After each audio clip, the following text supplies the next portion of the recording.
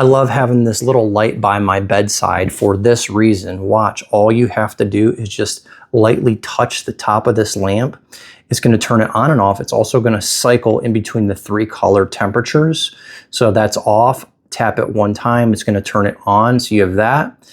Then you kind of have a soft light, and then tap it again, and then you have that bright light. If you touch the top and hold your finger on it, it's going to dim it.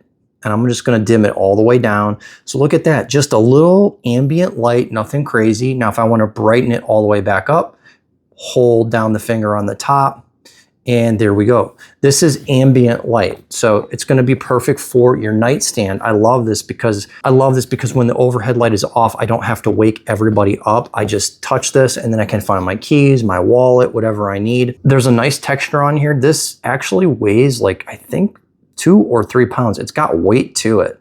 So it's definitely quality. It's not going to go ahead and tip over.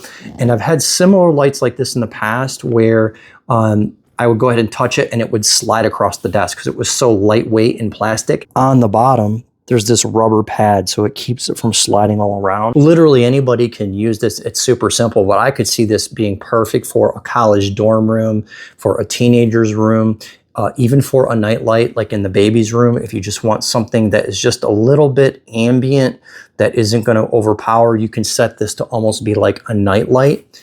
Like I said, they give you the little charging cord, 5,000 milliamp per hour battery. Very functional. I love the dimmability aspect of it as well. Would have no problem recommending this to anybody. I think it's a really good quality. This lamp looks cool. It's practical, functional. You can put it anywhere you want. Definitely pick this thing up and check it out. That's my quick review, and thanks for watching.